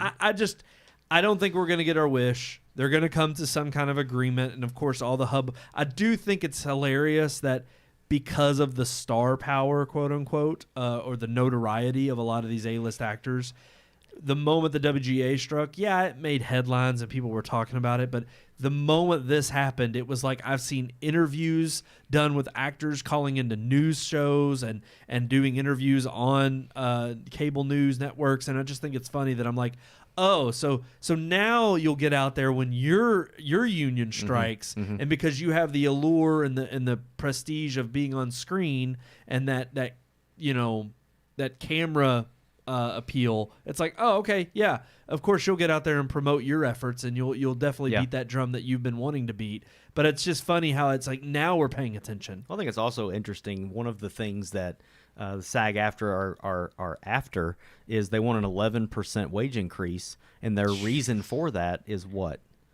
It's due to inflation. That's what they literally quote that and say that's that. true. The 11% pay increase is because of inflation. What inflation? I thought it didn't exist. Well, I was going to say, and I'd love to see who everybody in the SAG voted for in the last presidential election. You voted for that and inflation. you can thank that inflation on the current president. Not just, nationwide. Just look at the state of California in general. Exactly. And all the laws that it's like, you're the reason why you have to pay so much to live in California. Again, and that goes back to the other point we were just talking about with Mark Ruffalo. It's like, okay, that's fine. It's one thing to talk the talk, now walk the walk. And they're too afraid to, because they're going to come back to the table. They're talking all this talk, and then once all the strong words are said back and forth. Because look, let's be honest. Bob Iger mentioned the same thing about how what they're asking for is unruly. It's unacceptable based on the current climate that we're in. And look, I know he's blowing a lot of smoke too, because he's coming from the other side of the table.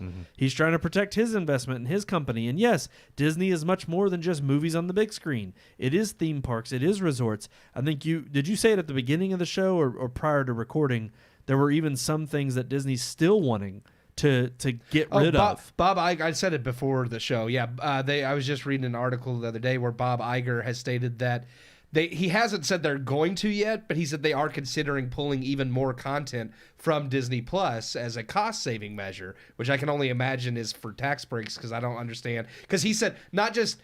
It makes sense when it's third-party stuff, because he said they would pull things like not directly produced by Disney, but he said even things that are fully owned and produced by Disney, they're considering pulling if they're not being watched. So they can count it as a loss. And I'm just like, that's so insane. It's like, if you fully own it and produced it, it's like, why am I subscribing to your service if at any moment you could just pull anything from that service that I may want to watch. What faith do I have in anything you produce from here on out? It's fine to say, it's like, well, all the big releases will still be on there. That's fine. The big releases are Marvel and Star Wars, and I don't give a crap about them right now. So you're saying you're going to keep your garbage and those content? are the very series.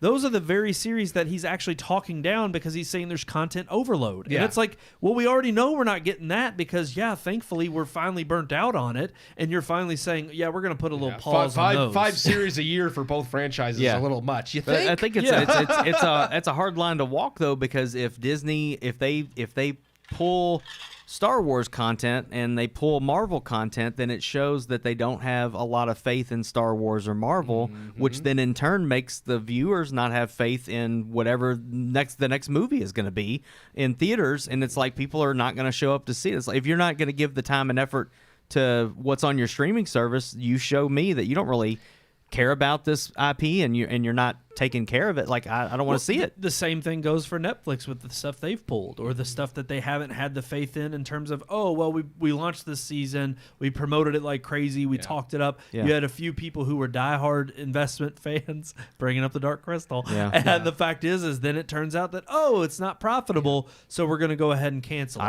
I wouldn't be surprised if they end up doing that with The Witcher. Because I think they're going to tank because of season 4 and Cavill being gone. Yep. And this would be a great excuse for them to say, "Hey, because of the strike, we're not filming season 4. Yep. So we're just going to go ahead and scrap the idea with Hemsworth and stop." And it's interesting because one thing that was kind of, I think it was off the cuff of it was a CBS interview I was watching, and I forget who the actor was, talking about the strike, and it was interesting because they were even mentioning about how they were like, these streaming services are very particular about what numbers they release. Yeah. And I was like, I would love to see negotiated in this contract that they need to have hard earned, like, here's the percentage of 25% watched, 50% watched, 75% watched, 100% watched, all the way through every episode of every series of every movie. And in that way, you as an actor or you as even a producer can know thoroughly the analytics of what it is you are owed based on, are people actually tuning in? Yeah. Because we know for several years now, since several, I forget how many, earnings calls they've had where they finally just stopped reporting on subscription numbers. Yeah. They started, we just saw this recently with Disney or with Netflix. What. Right. They cancel stuff left and right and say, well, nobody's watching it. See, that's where, as the viewer, I would like to see the percentages, because I would like to see, okay, if the Dark Crystal had, if 75% of people watched that all the way through, then why the hell did you cancel it? And as a patron, as someone who's paying for the service, I want to know that. Well, and again, it doesn't give you any faith in their IP that you've already invested in. And who's to say that there aren't series? We know this from the past. There are series that exist that don't actually hit right off the bat, and then years later they become huge. People glom onto them, and then all of a sudden it's like it catches like wildfire on social media. People drum it up. Yeah, Firefly, exactly. Arrested Development. That's why Netflix. That's why Netflix revived it. And granted, they didn't do anything good with it, so it got canceled again. But that's the thing. Netflix spends all this money on these shows that then they end up just scrapping, and you don't know the money. I know I sent you an article the other day about the live action One Piece, just because I'm a fan of the anime, and it's one of the most expensive shows. $18 million an episode. $18 million an episode. I think the only other shows that Netflix has that they've anime. Yeah. No. Live action. It's live action. Netflix is making a live action version of this anime. I was going to be like $18 million an episode for a cartoon. It is the most popular and most successful anime worldwide, and Netflix bought the live action. I don't know anime, so that's. But they bought cool, the rights for the live action, and they're spending $18 million an episode. I think the only 2 shows they have more than that are The Witcher and Stranger Things. Yeah, Stranger Things is up there. I was looking. One of the only other shows that spent more than them is also Rings of Power, because they spent $100 million an episode for that. Oh my God! Yeah. Whoa! Yeah, $100 it was $100 million an episode. Yeah. Mm-hmm. Yeah. Why did I miss that? Yeah. It was over. That link the first season was $1 billion. Stranger Things is similar, not quite that much, but Stranger Things. So much of that was due to the rights of Rings of Poo. No, they bought the rights, but then they dumped a bunch of money into for the first season. And oh my God! But here's my thing: you're spending all this money.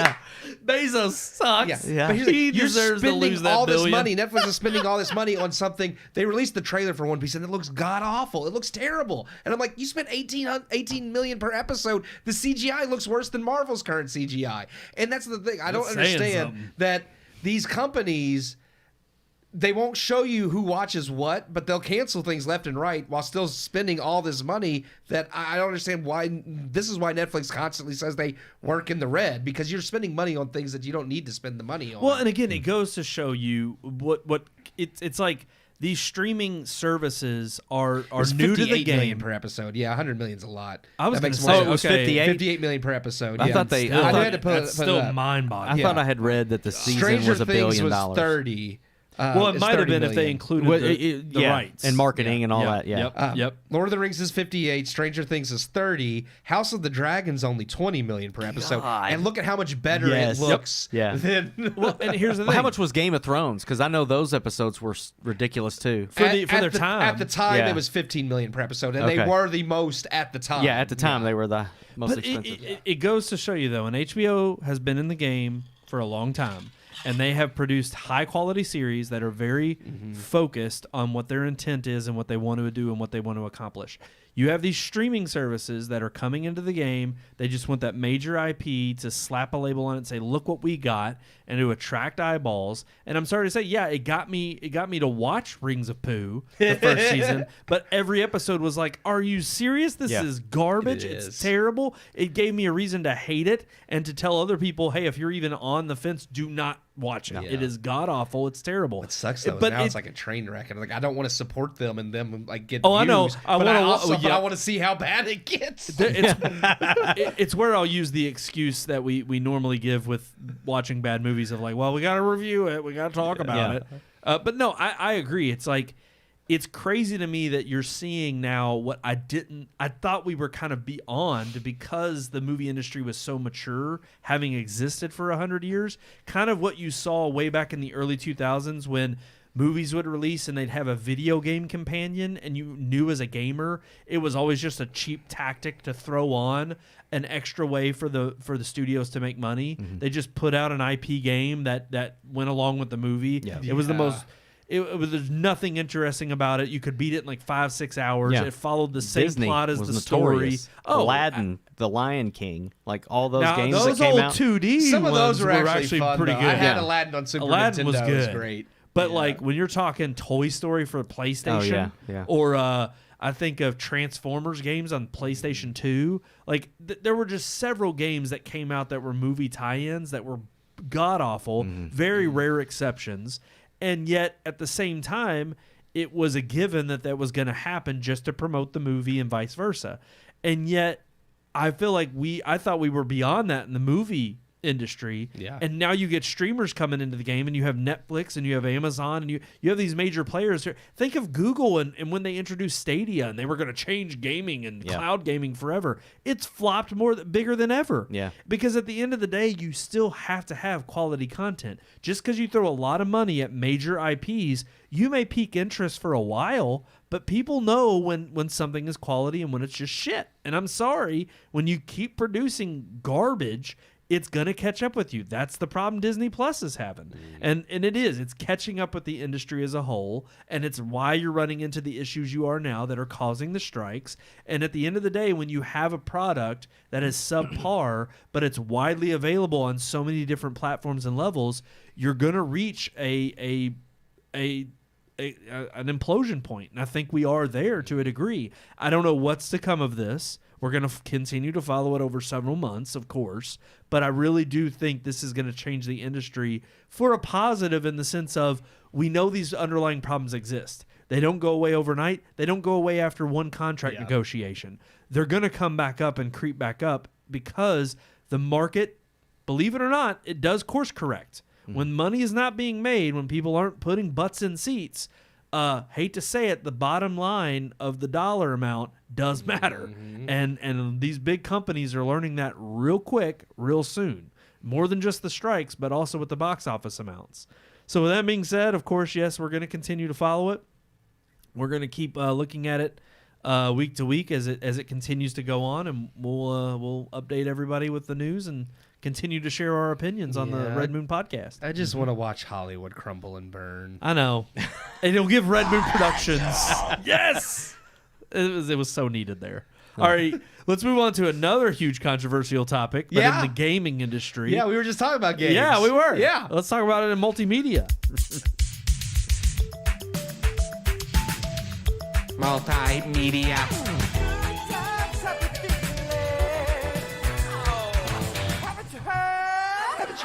Multimedia. Multimedia. Let's talk about our multimedia segment. What is it?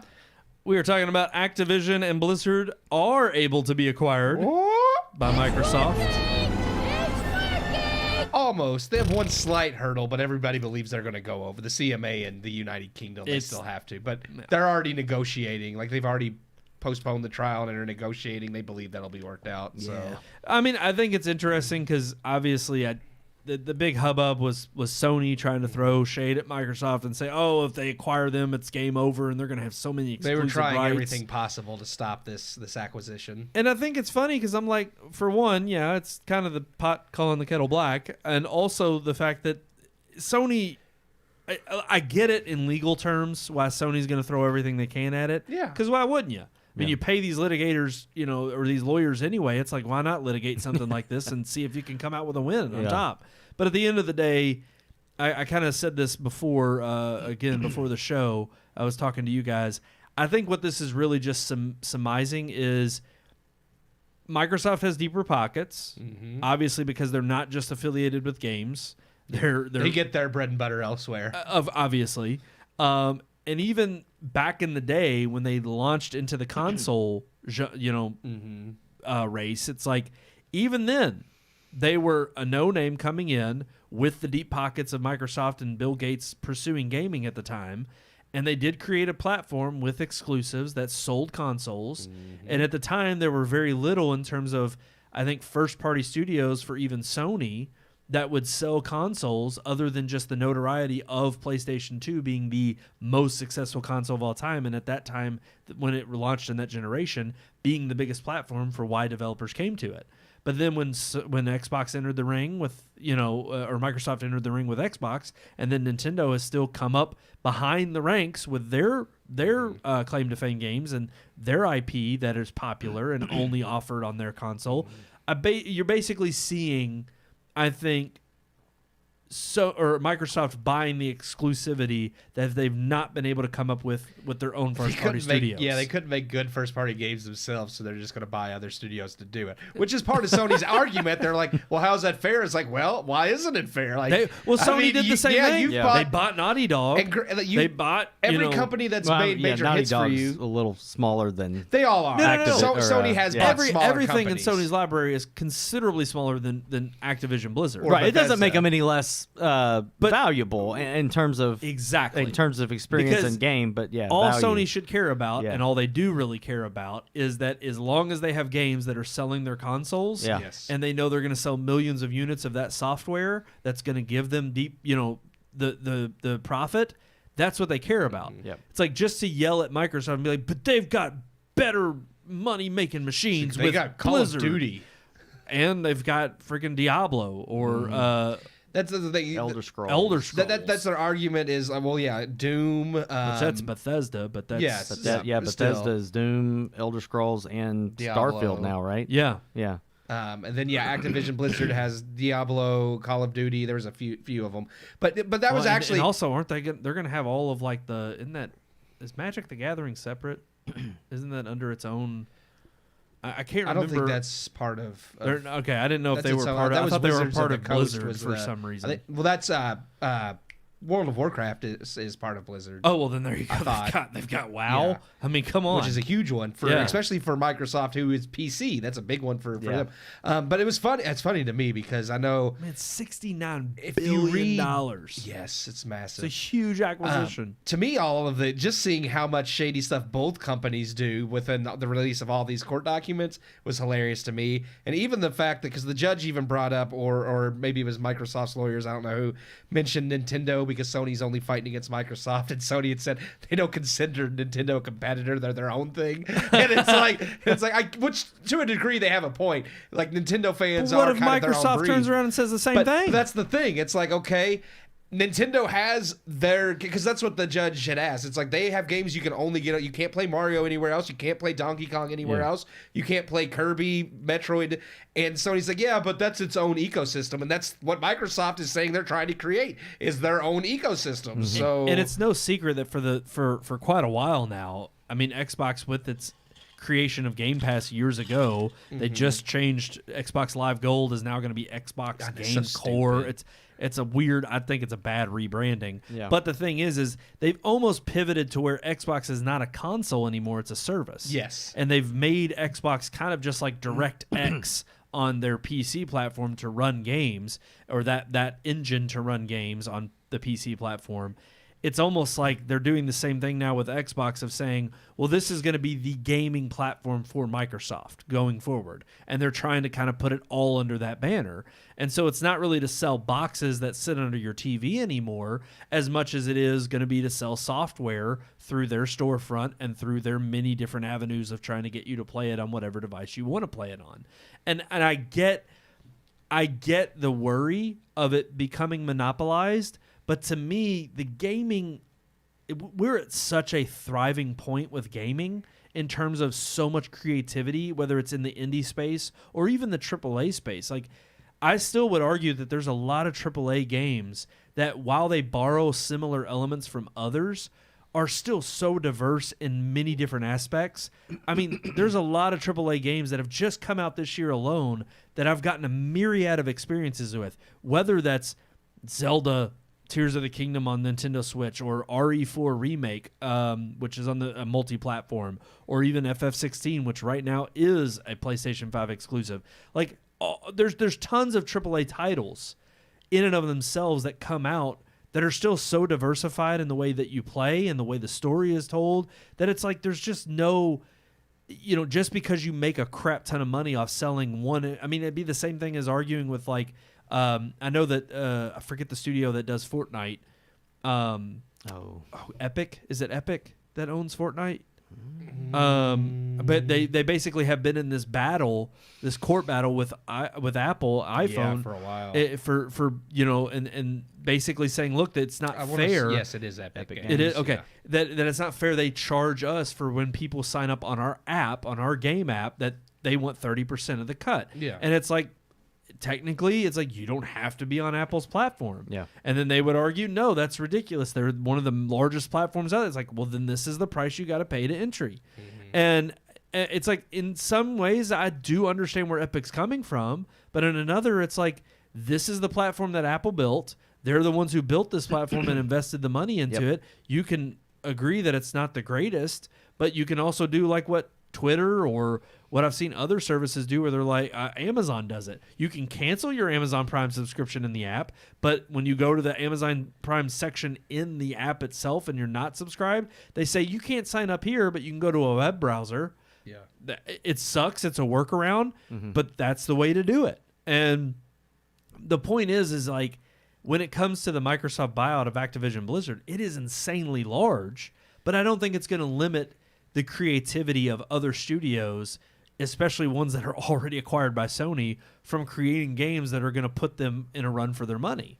Now, when it comes to COD, and it's funny because right after this deal came through, a deal that was on the table before that Sony didn't sign, they now have renegotiated and signed a 10-year contract with Microsoft to put COD on PlayStation platforms, which I think is just funny. Well, that was the biggest argument they had, was that if Microsoft gets Call of Duty, they'll make it exclusive. I couldn't think of the word. Sorry. And Call of Duty has the biggest. They have the biggest fan base. It's the largest. It is fan online. base game. Yeah, online. So. I mean, I would want that on my platform too, just because of how many millions of people play it. Absolutely, but I think that's why Xbox also knows it's one thing to make Bethesda games exclusive. I mean, they're huge, they are massive, and that's part of the argument they were having versus Sony, because Sony was using Bethesda as an example. Yeah. Xbox said that a lot of these Bethesda games would be multi-platform, but when they purchased it, they changed their mind and have made Starfield and some of these others that were going to be developed for PlayStation exclusive. And so he's saying, well, they're going to do that with Call of Duty. They'll say they won't, but once they get it, they'll do it.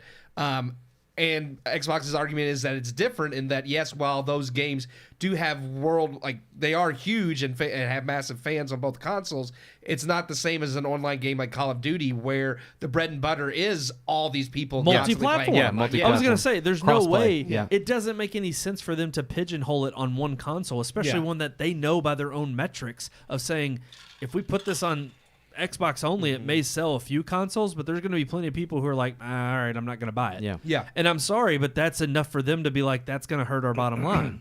Like, we just paid a crap ton of money for this franchise. We want it to be successful in any way, shape, or form. I mean, to me, that's where it really comes down to. It's like, there is a reason to have certain things exclusive, but it's funny that even Sony has branched out of this box in the last several years. We're offering MLB The Show because there's no other great baseball like sim game that you can get on a platform, and they thought, all right, if nobody else is going to compete with us, we'll offer this on another platform like Xbox, our competitor, and we'll reap the benefits of it. Yeah. And Xbox is like, sure, we'd love to have it. Because at the end of the day, it's like, well, if it's going to sell on our console and you're happily going to put it over there, it'll make our customers happy who buy Xbox already, and you're going to profit off of it. It's a win-win.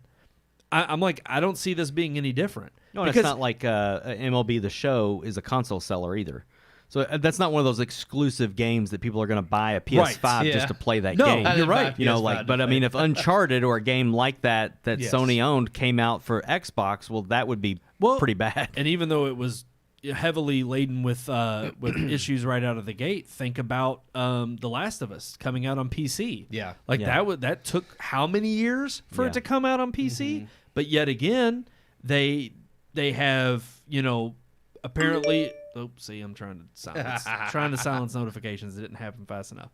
But no, it's like they have other IP that they're willing to take to other platforms when they see the benefit of it. Yeah. But I don't think it's going to be a good thing overall for the gaming industry, because as other studios get eaten up, at the end of the day, that's why I think it's still funny that Nintendo is as successful as they are, because they don't really go out and acquire studios. They still have a lot of their brain trust inside their own house and developing these really creative, interesting games under all of the same IP that they've had for the last 30 years. And that's a good example too, though, but all the best Nintendo games are Nintendo games. Right. Yeah, I mean, it's Call of Duty on Nintendo Switch. Who cares? I bought a Switch for Tears of the Kingdom. Just for one game. How many third-party games are on there that I'm like, I'm going to buy that, I'm going to put it on my PlayStation? Yeah. I mean, it just makes the hardware's better. It's going to run smoother and better on there. I'm not going to buy it on the Switch. Microsoft gave Nintendo a 10-year Call of Duty contract, too. I'm not going to buy Call of Duty on the Switch. No. And vice versa. It's like there's other games like WoW or yes, there may be games that I like, Starfield or Elder Scrolls, that may be system sellers if they were a timed exclusive for Xbox, but it's not going to necessarily keep me from buying a PlayStation. If anything, I don't want to say it screws the consumer over. It just gives you it's what Microsoft wants. It gives me a reason to go and pick up their console or to play on their platform. Yeah.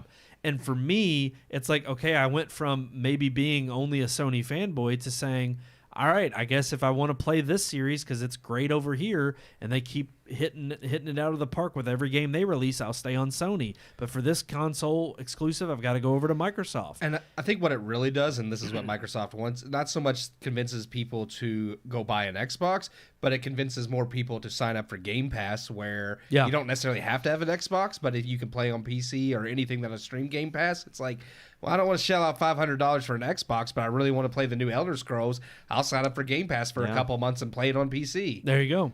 And then if I ever want to subscribe or resubscribe when I'm done playing it later down the road, I can and pick up where I left off. Exactly. You can kind of come back. And again, that all goes back to what I think Microsoft is doing with the Xbox brand.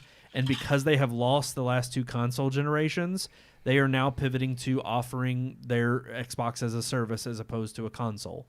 And I think that's where Sony's getting their panties in a wad, is they still have to put up the upfront cost of producing a console. Because we all know that every console generation, that most of the time what ends up happening is they take a loss on the console to sell the software where they're going to make the profit. And then as the console becomes cheaper over the years to produce, they then start making a profit. But that's 4 or 5 years down the road. And so Sony's now going to still have to eat that in terms of R&D and getting what the next console is going to be and fixing up a nice looking box to sell you for whatever the next console generation is going to lead into. Whereas Microsoft may lead it to a point of saying, well, we're not going to compete in that space. We're only going to compete in such a way that maybe we make boxes that you can upgrade in, at your own pace that will still play the same great library. If you have a gaming PC, you're going to get access to all of these games from being a Game Pass subscriber. And then when it comes to Nintendo, they've always been the outlier.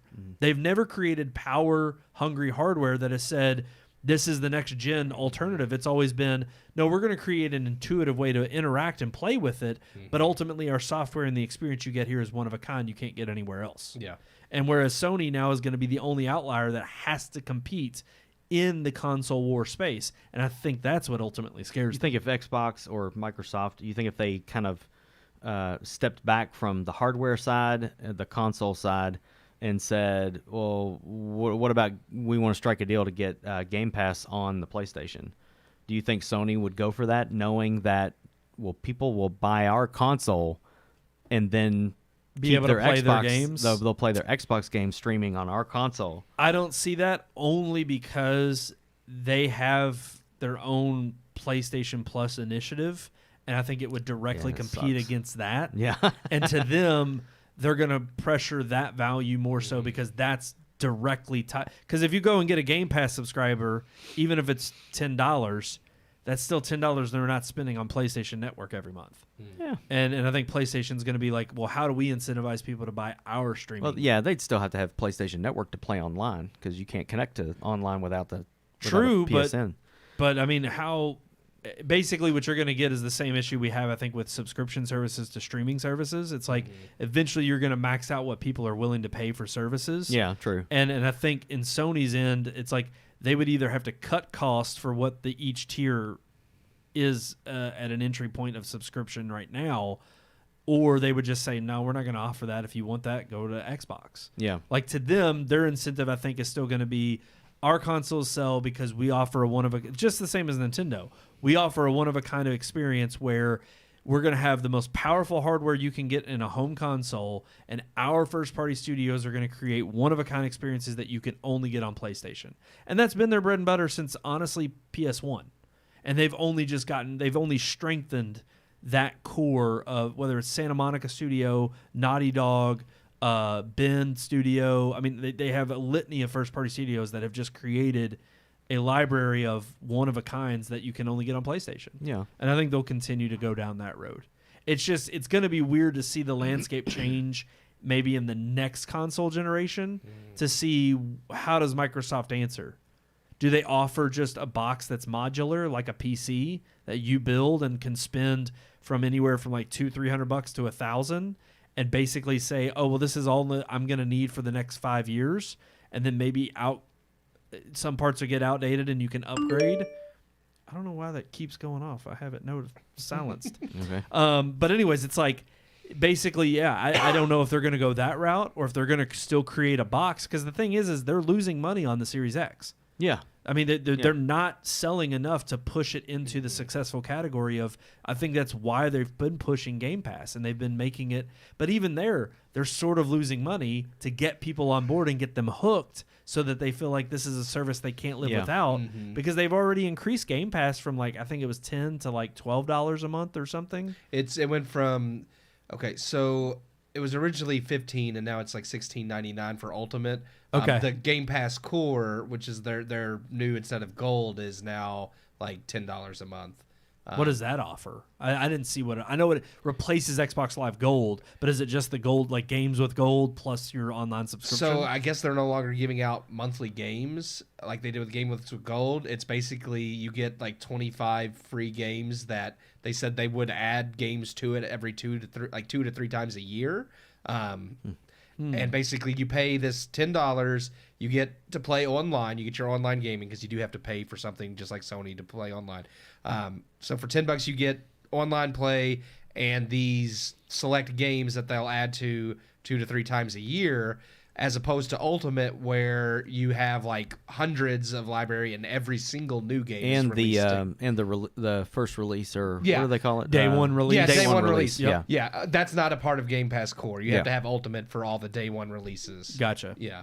Which, I mean, that's a crazy good incentive, but I also think that's terrible for margins. Paying $17 a month to get a day one release that's going to inhibit day one sales of that game. Yeah, yeah. I mean, I hate to say it, but it's like That's why Sony doesn't do it. I mean, yeah, it makes Game Pass seem more enticing, but like, Sony doesn't offer their first party. But it's games. just like Movie Pass. Yeah. Sony knows they can't keep it up forever. Yes, there's no way. It's that's not feasible. That's why right. they don't. Yeah. They again, we know they have the deeper pockets. They know they're shelling out this money. They're looking at the long game, and I get it. And that's why I said overall in the industry, I don't think it's good when you have bigger media conglomerates, gobbling up other major media conglomerates, because I just think the more corporate it gets, the less creativity there is, because now the whole incentive structure is let's just create an addictive game. I mean, think about Activision and Blizzard and what they do. I mean, they create games that are solely for the purpose of getting you hooked and literally just creating small incremental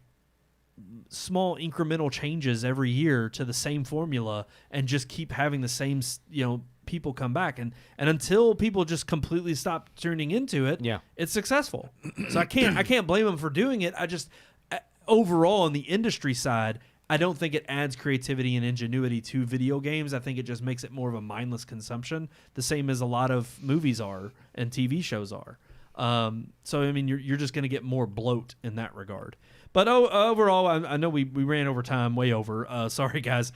So that's our thoughts on the acquisition of Activision Blizzard by Microsoft. Pretty much all absolutely going through. I don't think there's any more legal hurdles they've got to go through. I mean, at the end of the day, what it really comes down to is you got to innovate and you got to create something new that the masses want. And that always is left up to the creatives at the end of the day anyway. The entertainment industry, movies and video games. Yep. I mean, everything's shifting. Yep. Shifting. Paradigm. Smaller and shrinking. And as it shrinks, there's more others on the outliers that say, well, we got a new way to approach this. We're one of those. So like, share, subscribe. Thank you all so much for tuning in. Right there at the bottom of your screen, all of our social media links. Red Moon Book, Red Moon Tweet, Red Moon Picks, and of course, search for Red Moon Productions on YouTube and on Rumble. We appreciate all the love. We appreciate everything that you all do for us out there and getting the word out and tuning in every single week. Thank you all so much for tuning in. We also have that old-fashioned way of reaching out to us. Keith, you do it best. RMPodcast at redmoonproductions.com. Just beautiful. Love it. Absolutely love it. Alrighty, guys, that's going to do it for this episode of the Red Moon Podcast. Thank you all so much for tuning in. Until next time, I'm one of your hosts, Brandon Davidson, alongside our normal new host, Vanilla Steam. There it is. It's back. And Contigo. you don't even remember the name you used at the beginning, do you? Kevin Narwhal. That's it. You did it. We hope you enjoyed this week's episode. For more reviews, previous podcast shows, and everything Red Moon, visit our website, redmoonproductions.com. You can also like us on Facebook or follow us on Twitter by searching for Red Moon Productions, LLC. We'll see you at the movies.